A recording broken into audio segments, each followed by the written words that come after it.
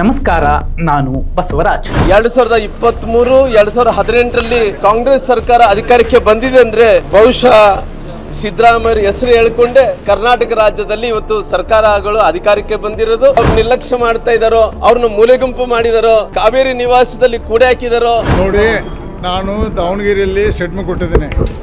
ಮುಂದಿನ 3 ತಿಂಗಳವರೆಗೆ ಸರ್ಕಾರದ ಬಗ್ಗೆ ಆಯ್ತು, ಇದರ ರಾಜಕೀಯ ಬಗ್ಗೆ ಮಾತಾಡೋದಿಲ್ಲ. ಈಗ 1 ತಿಂಗಳಾಯ್ತು, ಇನ್ನೂ 2 ತಿಂಗಳು ಮಾತಾಡೋದು, ಆಮೇಲೆ ಮಾತಾಡ್ತೀನಿ. ಭಾರತೀಯ ಜನತಾ ಪಾರ್ಟಿ, ಅದರಲ್ಲೂ ಪ್ರಭಾವಿ ನಾಯಕರು ಸಿದ್ದರಾಮಯ್ಯ ಅವರ ವಿಷಯವಾಗಿ ತುಂಬ ಮೆಚ್ಚುಗೆಯ ಮಾತುಗಳನ್ನು ಹಾಡ್ತಿದ್ದಾರೆ.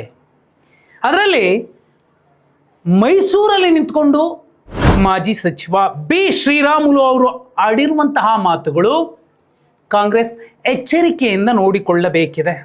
ಅದರಲ್ಲೂ ಮುಖ್ಯಮಂತ್ರಿ ಡಿ ಕೆ ಶಿವಕುಮಾರ್ ಅವರು ಎಚ್ಚರ ವಹಿಸಬೇಕಿದೆ.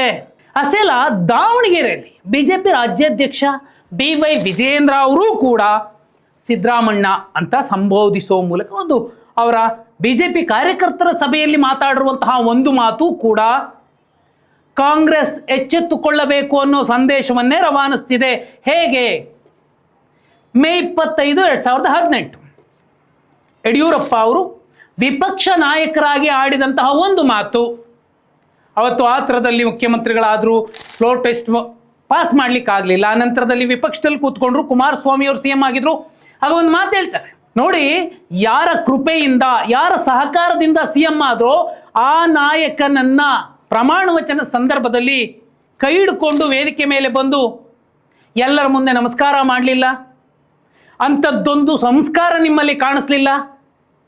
ಹಾಗಿದ್ರೆ ಅಂತಹ ಸಿದ್ದರಾಮಯ್ಯ ಅವರನ್ನು ಕಡೆಗಣಿಸಿದ ನಿಮ್ಮನ್ನ ಆ ಸಮಾಜ ಯಾವ ರೀತಿ ನೋಡಬಹುದು ಅನ್ನೋ ಮೂಲಕ ಸಮಸ್ತ ಹಾಲುಮತ ಸಮಾಜಕ್ಕೆ ಒಂದು ಸಂದೇಶವನ್ನು ಕೊಟ್ಟಿದ್ರು.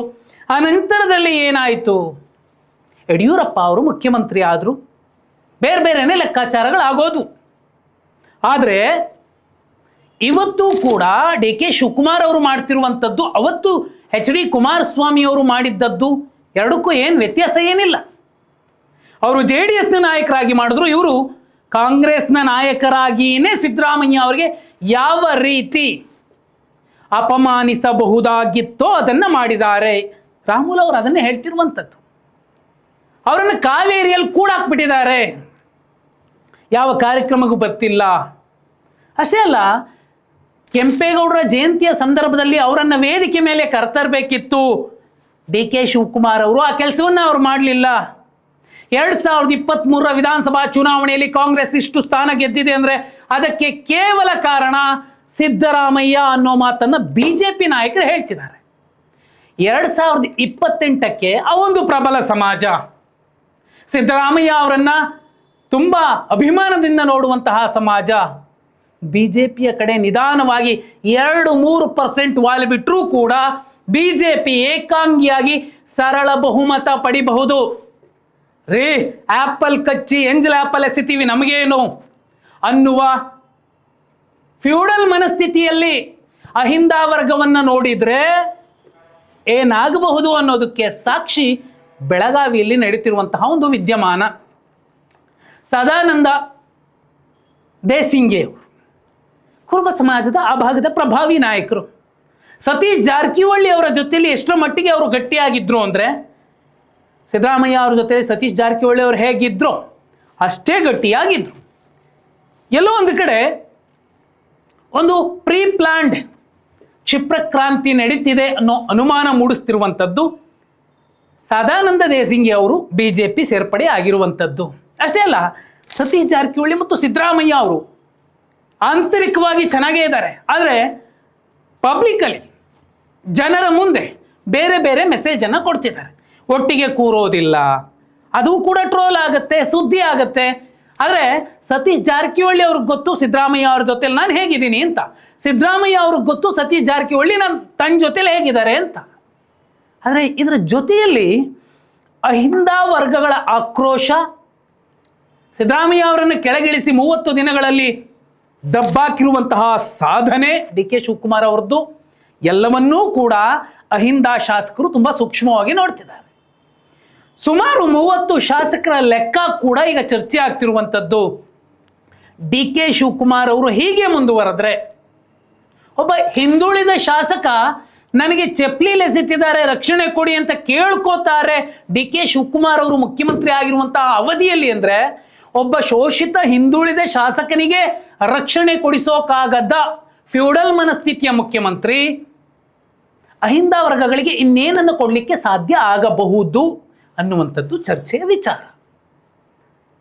ನೋಡಿ, ರಾಜಣ್ಣ ಅವರು, ಬಿ ಶ್ರೀರಾಮುಲು ಅವರು, ಸತೀಶ್ ಜಾರಕಿಹೊಳಿ ಅವರು, ಹೀಗೆ ಇನ್ನೊಂದು ಪ್ರಬಲ ಅತ್ಯಂತ ಹಿಂದುಳಿದ ಸಮಾಜ ಸಿದ್ದರಾಮಯ್ಯ ಅವರ ಜೊತೆಲಿ ಪ್ರತ್ಯಕ್ಷವಾಗೋ ಪರೋಕ್ಷವಾಗೋ ನಿಲ್ಲೋ ಮೂಲಕ ದೊಡ್ಡದೊಂದು ಕ್ಷಿಪ್ರಕ್ರಾಂತಿ ಏನೋ ಆಗಬಹುದು ಅನ್ನೋ ಸಂದೇಶವನ್ನೇ ರವಾನಿಸ್ತಿರುವಂಥದ್ದು. ಎಲ್ಲವೂ ಅಂದುಕೊಂಡಂತೆ ಆದರೆ ಸಿದ್ದರಾಮಯ್ಯ ಅವರನ್ನ DK ಶಿವಕುಮಾರ್ ಅವರು ಇನ್ನಷ್ಟು ಕಡೆಗಣಿಸಿ ಮೂಲೆಗೆ ತಳ್ಳಿ ನಾನೇ ಮಾಸ್ ಲೀಡರ್ ಅಂತ ಪ್ರಾಜೆಕ್ಟ್ ಮಾಡಿಸ್ಕೊಂಡ್ರೆ, ಖರ್ಚು ಮಾಡಿಕೊಂಡು ಜನರ ಮನಸ್ಸಲ್ಲಿ ಪ್ರಾಜೆಕ್ಟ್ ಮಾಡ್ಲಿಕ್ಕೆ ಆಗೋದಿಲ್ಲ. ಮಾಧ್ಯಮಗಳಲ್ಲಿ ದುಡ್ಡು ಕೊಟ್ಟು ಮಾಡಿಸ್ಕೋಬಹುದೇನೋ. 2028 ವಿಧಾನಸಭಾ ಚುನಾವಣೆಯಲ್ಲಿ ಕಾಂಗ್ರೆಸ್ ಅತ್ಯಂತ ಹೀನಾಯ ಸ್ಥಿತಿಯಲ್ಲಿ ಬಂದು ನಿಲ್ಲಬಹುದು.